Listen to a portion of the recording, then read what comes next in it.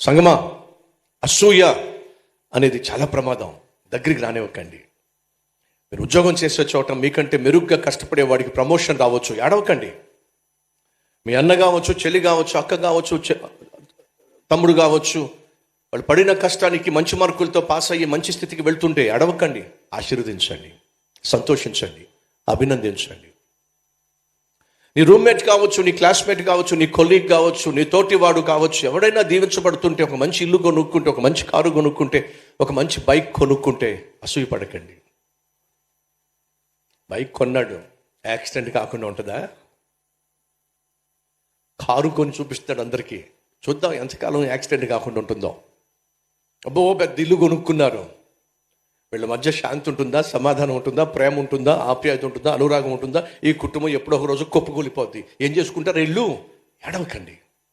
అసలు నీ జీవితంలో అసూయ అనేది